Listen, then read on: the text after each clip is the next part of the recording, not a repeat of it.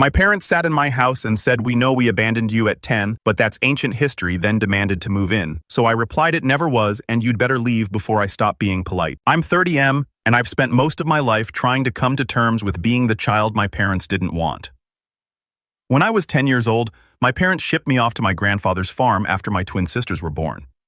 They claimed they couldn't handle 3 children, but the truth was, they simply wanted to focus on their daughters. Growing up on my grandfather's farm wasn't terrible. My grandfather was a good man who taught me the value of hard work, responsibility, and self-reliance. He was strict but fair, and he made sure I had everything I needed. But the sting of being sent away never truly faded.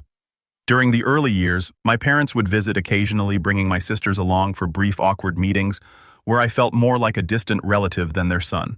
As time passed, the visits became less frequent. By the time I was a teenager, they'd call on my birthday and major holidays, but that was about it. My grandfather never spoke ill of my parents, but I could see the sadness in his eyes whenever the topic came up. "Your parents are making their choices," he'd say. "But you're making yours too, and that's what matters." When I was 18, my grandfather helped me apply for college. I earned a partial scholarship, and he covered the rest. "Education is the one thing nobody can take from you," he'd tell me. I studied agriculture and business planning to eventually take over the farm. But life had other plans. My grandfather passed away during my junior year of college. It was sudden, a heart attack while he was out in the fields. I was devastated. He left me the farm and everything he had, which wasn't much beyond the land and equipment. My parents showed up for the funeral, of course. They hugged me and told me how sorry they were. But there was this strange distance between us that never went away. After graduation, I threw myself into modernizing the farm. I implemented new techniques, invested in better equipment, and expanded our crops. Within 5 years, what had been a modest family farm turned into a successful agricultural business. I hired staff, purchased adjacent properties, and built a reputation in the community. Last year, I decided I needed a change. I'd built something meaningful at the farm, but I wanted to experience life in the city. I found a competent manager to run the farm's day-to-day operations and bought a spacious 4-bedroom house in the suburbs outside the city where my parents live. I wasn't necessarily looking to reconnect with them, but I thought being closer might at least give us the opportunity to establish some kind of adult relationship. I've been in my new house for 3 months, and life was going well until yesterday. My mother called, her voice unusually cheerful, and asked if she and my father could come over for dinner. I was surprised but agreed. They'd never shown much interest in my life before, so I was curious about this sudden desire to connect. They arrived with a bottle of wine and awkward smiles. After some painfully forced small talk about my lovely home and how successful I've become, they finally revealed the real reason for their visit. "We've decided to sell the family home," my mother announced, swirling her wine. "It's just too big for us now that the girls are gone." "That makes sense," I replied, not sure why this required a personal visit to discuss. My father cleared his throat. "We're looking at our options, and we've realized how perfect this situation is. You have this big house with extra bedrooms, and we need a place to stay while we figure out our next move." I stared at them, waiting for the punchline. It never came. "You want to move in with me?" I finally asked. "Just temporarily," my mother said quickly. "Maybe a year or so while we decide where to retire. It would give us a chance to reconnect as a family." I couldn't believe what I was hearing. These people who had shipped me off to my grandfather's farm because I was inconvenient now expected me to welcome them into my home with open arms. They spoke as if our arrangement was just an unfortunate circumstance, not a direct result of their decision to abandon me. "What about the money from selling your house?" I asked. "Well, we're planning to use that for our retirement," my father explained. "Property values have gone up, and we want to make the most of our investment." I nodded slowly, trying to process the audacity of their request. "So let me get this straight. You want to sell your house, pocket the money, and live with me rent-free while you plan your retirement?" They exchanged glances. "When you put it that way, it sounds bad," my mother said. "But we're family, James. Family helps family." Family. The word felt hollow coming from her lips. Where was this family sentiment when they sent their 10-year-old son away? "I need some time to think about this," I said finally. They left shortly after, clearly disappointed by my lack of enthusiasm. As I cleaned up after dinner, memories of my childhood came flooding back, watching from my grandfather's porch as my parents' car disappeared down the driveway. The birthday cards with impersonal messages, the Christmas calls that always felt rushed. Now I sit here typing this out, wondering if I'm the unreasonable one. Am I holding on to childhood grudges too tightly? Or am I right to feel angry about their presumption that I owe them anything after they essentially discarded me when I became inconvenient? The most infuriating part is that they've never acknowledged what they did. They talk about me moving to my grandfather's farm as if it was a normal arrangement that any family might make, not the abandonment of a child. I'm not sure what to do. Part of me wants to tell them exactly where they can stick their retirement plans. Another part wonders if this might be an opportunity to finally address the elephant in the room that we've been ignoring for 20 years. Any advice would be appreciated. Update: the confrontation. It's been 2 weeks since my last post, and a lot has happened. First, I want to thank everyone for their advice and support. Reading through your comments helped me realize I wasn't overreacting to my parents' request. After thinking it over, I decided to meet with my parents again. I invited them back to my house, determined to have an honest conversation before making any decisions about their living situation. They arrived looking hopeful, clearly assuming I was going to agree to their plan. My mother brought a binder full of house listings they were considering selling to, and my father immediately started talking about which bedroom they'd prefer. Before we discuss any of that, I interrupted. There's something we need to talk about first. They exchanged glances, and my mother's smile faltered. What is it, dear? I want to talk about what happened when I was 10, I said, keeping my voice steady. About you sending me to live with Grandpa. The atmosphere in the room changed instantly. My father shifted uncomfortably in his seat, and my mother's expression hardened. That was a long time ago, James, she said dismissively. I don't see why we need to dredge up ancient history. Because it's not ancient history to me, I replied. It's the foundation of our entire relationship. You sent me away when I was a child, and we've never addressed it. My father cleared his throat. Your grandfather was getting older and he needed help around the farm. It was a practical decision. That's not true, I said, feeling my temper rising. Grandpa never asked for me to be sent there. He told me so himself. Well, we had the twins to think about, my mother said defensively. They were babies. They needed our attention. And I asked. I was 10 years old. My father's face rained. You're making it sound like we abandoned you. We visited, we called. Not often enough, I said. And never when it mattered. Do you know who taught me to drive, Grandpa? Do you know who helped me with my college applications? Grandpa? Do you know who was there for me when I had my heart broken for the first time, Grandpa? My mother's lips were pressed into a thin line. We did the best we could with the circumstances we had. No, you didn't, I said, finally letting out the words I'd held back for 20 years. You chose the circumstances. You chose to keep the twins and send me away. You chose to be parents to them and not to me. That's not fair, my father protested. We always considered you our son. Really? When was the last time you asked about my life? Do you even know what crops I grow on the farm, or the name of the woman I dated for 3 years before we broke up last summer? Their silence was answer enough. I've spent my entire adult life trying to convince myself that what you did was somehow justifiable, I continued. That maybe you were struggling financially or that Grandpa really did need the help. But the truth is, you just didn't want me around anymore. I was inconvenient.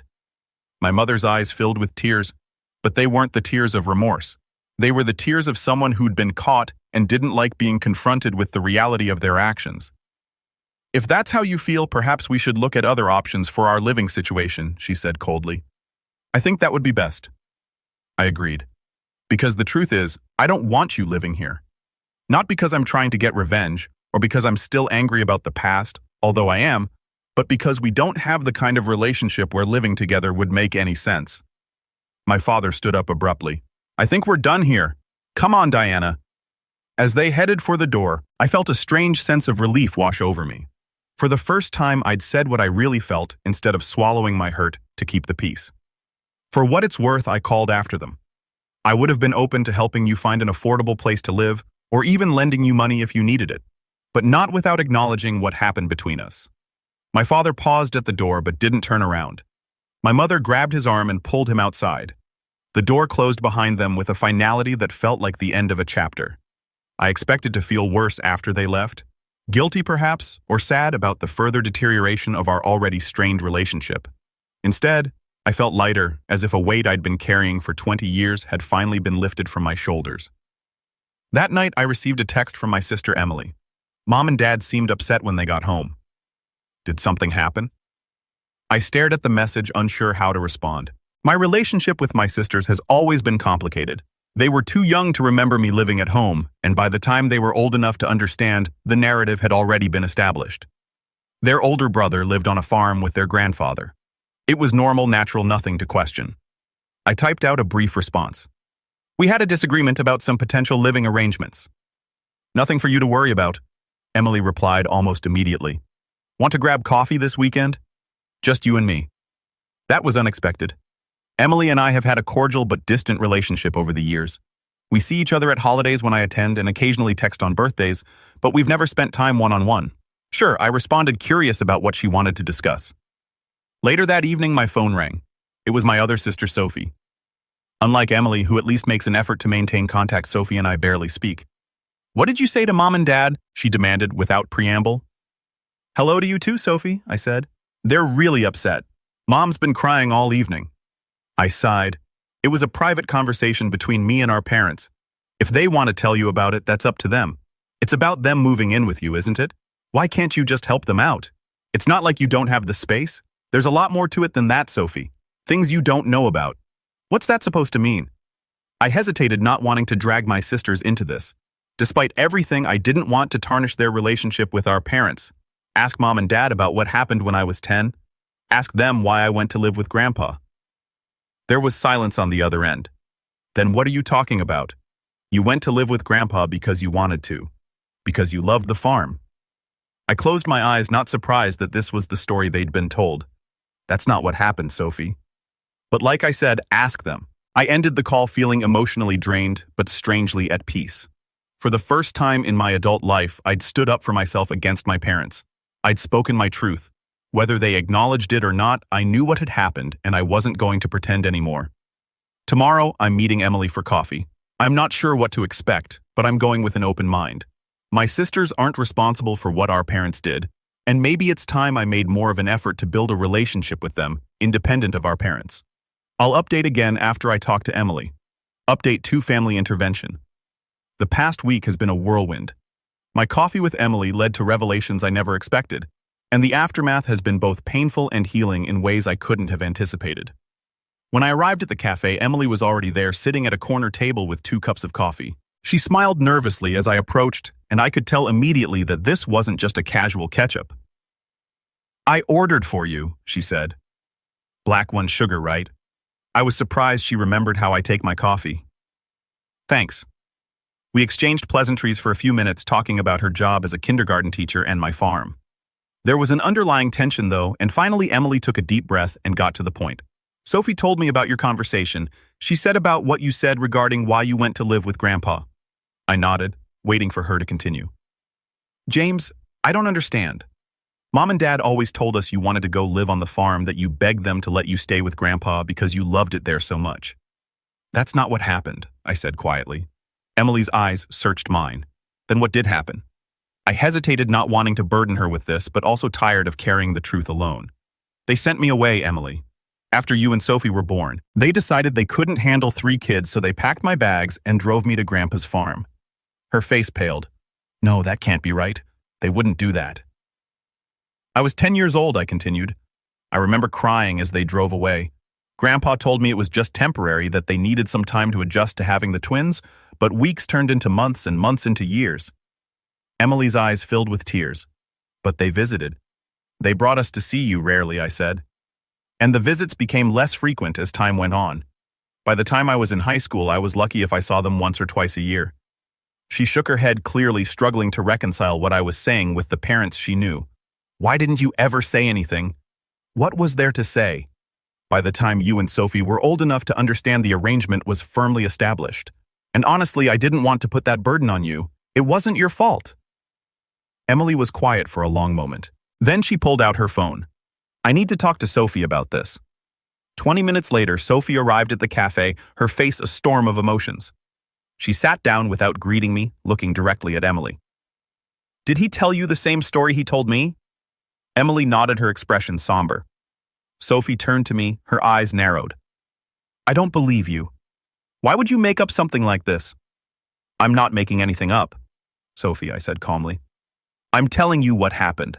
Our parents would never abandon their child, she insisted. Never. I didn't say they abandoned me.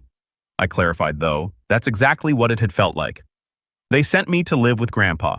They didn't completely cut contact. They just prioritized their new family over their existing one. Sophie's face flushed with anger. This is ridiculous. I'm calling Mom. Before I could object, she had her phone out and was dialing. She put it on speaker as our mother answered. Sophie, is everything okay? I'm with James and Emily, Sophie said, her voice tight. James is telling us some crazy story about you and Dad sending him away when he was 10 because you couldn't handle 3 kids. Tell him he's wrong. There was a long silence on the other end of the line. Too long, Mom. Emily prompted, her voice wavering. Our mother sighed heavily. It's complicated, girls. Your father and I were struggling after you were born. Twins are a lot of work and we were overwhelmed. James's grandfather offered to take him for a while to help us out. For a while, I couldn't help but interject. I never lived at home again. Another pause. Like I said, it's complicated. We thought it was best for everyone. Sophie's expression had transformed from anger to shock. So it's true. You sent him away. We made the best decision we could at the time, our mother said defensively. And James was happy at the farm. He adjusted well. Because I didn't have a choice, I said. Grandpa made it work, not you. Emily wiped tears from her cheeks. Mom, how could you? You girls are too young to understand what it was like, our mother said, her voice hardening. We had 2 newborns, financial problems, and your father was working overtime. Something had to give. Something, not someone, I said. I was your child, not an object to be discarded when things got difficult. That's enough, our mother snapped. I'm not having this conversation over the phone. If you want to discuss this, we'll do it as a family face to face. She hung up, leaving the 3 of us sitting in stunned silence. Sophie looked shell-shocked. I can't believe this. All these years we thought. I know, I said gently. It's not your fault. You were too young to remember me living at home, and by the time you were old enough to ask questions, the story was already set. Emily reached across the table and took my hand. I'm so sorry, James. I had no idea. The next day, I received a text from my father requesting a family meeting at their house. I was hesitant, but Emily and Sophie both urged me to come, saying they needed to hear the full story with everyone present. When I arrived, the atmosphere was tense. My parents sat on one side of the living room, Emily and Sophie on the other. I took a seat in a separate armchair, feeling like an outsider as always. My father cleared his throat. We're here to clear the air about certain misunderstandings. There's no misunderstanding, I said quietly. I told Emily and Sophie the truth about why I went to live with Grandpa. My mother's jaw tightened. You've given them a very one-sided version of events. Then what's your version? Sophie asked, her voice uncharacteristically firm. My parents exchanged glances, and my father began speaking.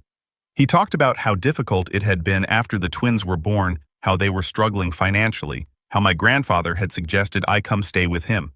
It was supposed to be temporary, he insisted. But you seemed so happy there, James. You were thriving in ways you never had at home. Because Grandpa actually paid attention to me, I said. Because he made me feel wanted. We always wanted you, my mother protested weakly. Really? Is that why you never asked me to come back home? Is that why your visits became less and less frequent? Is that why you missed my high school graduation? We were there for your graduation, my father objected. No, you weren't. You had a last-minute emergency with Sophie's dance recital. Remember, my mother at least had the grace to look ashamed. We made mistakes, James. We're not denying that, but we never stopped loving you. Love isn't enough. I said actions matter, and your actions showed me exactly where I stood in your priorities. Emily, who had been quiet until now, spoke up. Why didn't you ever tell us the truth? Why did you lie to us about why James lived with Grandpa? My mother looked down at her hands. We didn't want you girls to feel guilty or responsible. So instead, you let us believe that James chose to leave. Sophie's voice cracked. Do you know how that shaped our relationship with him? We thought he preferred living on the farm to being with his family. The conversation continued for hours, circling around the same points.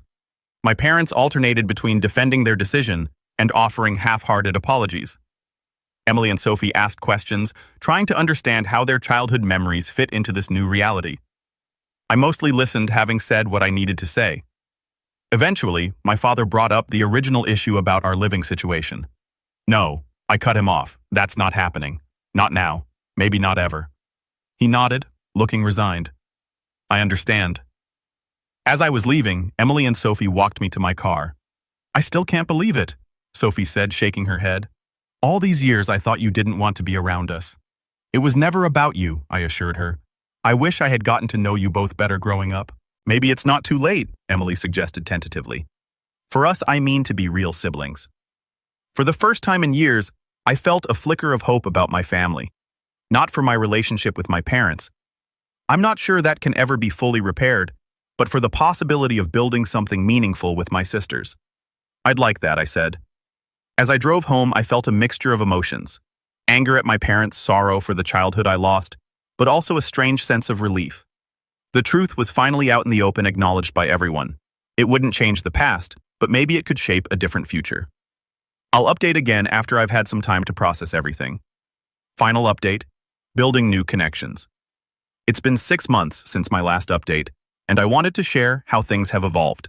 So much has changed both in terms of my relationship with my family and in how I view my own past. First, my parents did sell their house. They ended up buying a small condo in a retirement community about an hour away. They never asked to move in with me again, which was a relief. Our relationship remains strained, but there's been a shift. The confrontation forced them to acknowledge what they did, even if they still try to justify it.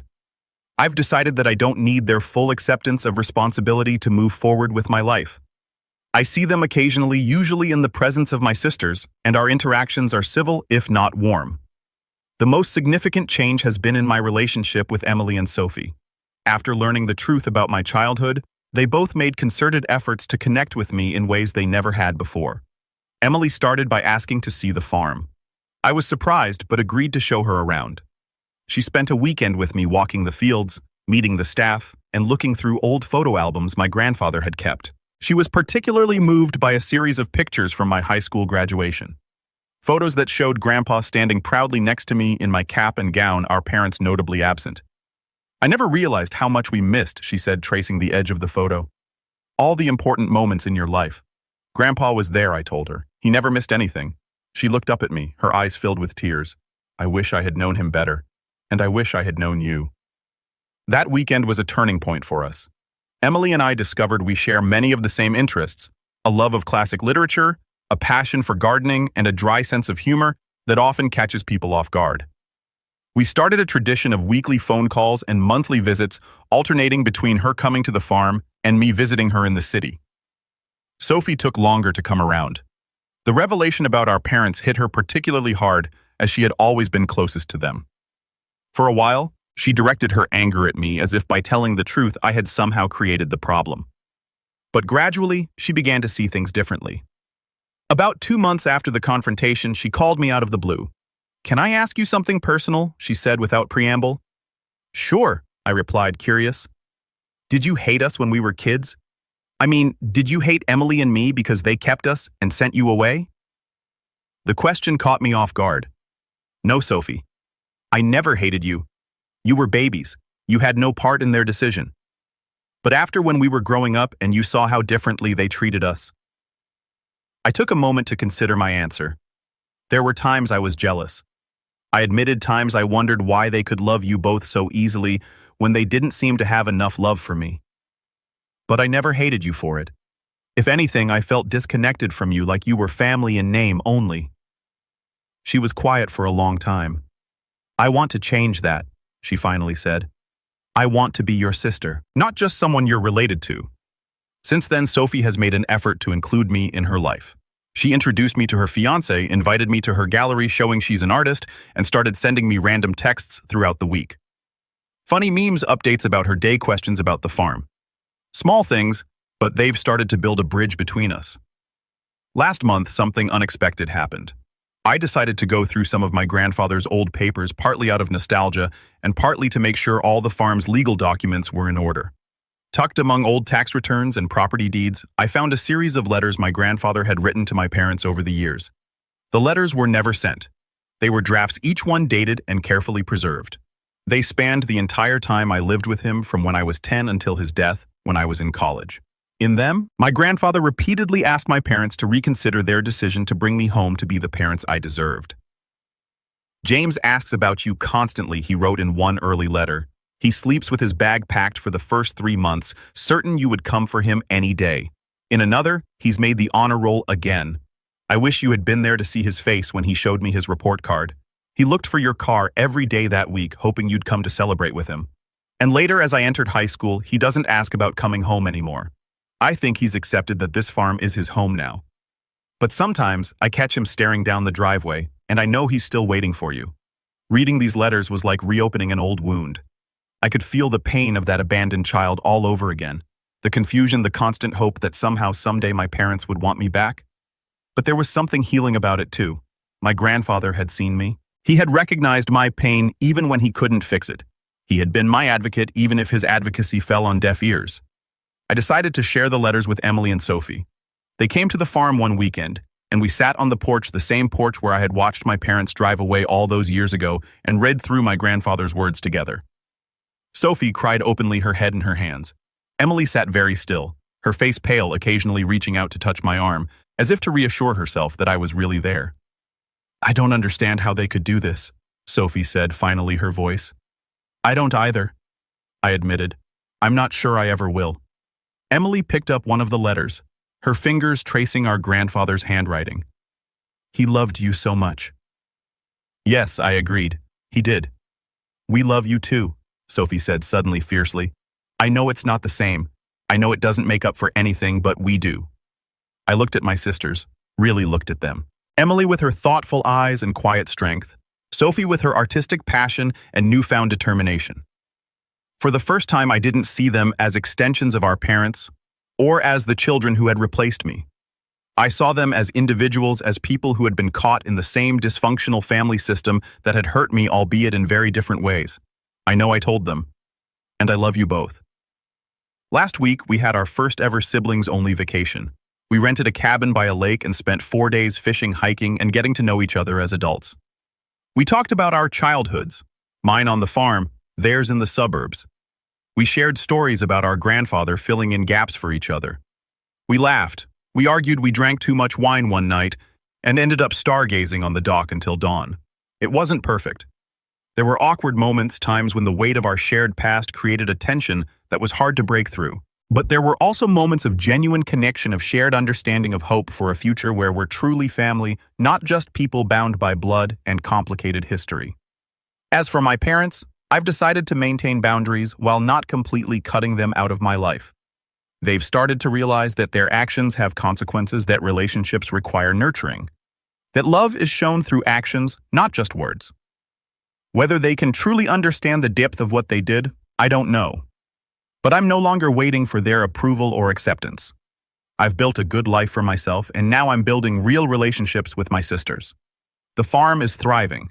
My house in the suburbs feels more like home every day. And for the first time in my life, I feel like I have family members who truly see me and value me for who I am. I still visit my grandfather's grave regularly. I bring him updates about the farm, about my life, about this unexpected connection I'm forming with my sisters. I like to think he'd be proud, not just of what I've accomplished, but of who I've become despite everything. He taught me resilience, self-reliance, and the value of hard work. But he also taught me forgiveness. Not the kind that brushes wrongdoing under the rug, but the kind that acknowledges hurt while not letting it define your future. I don't know what the next chapter holds, but I'm facing it with more hope than I felt in a long time.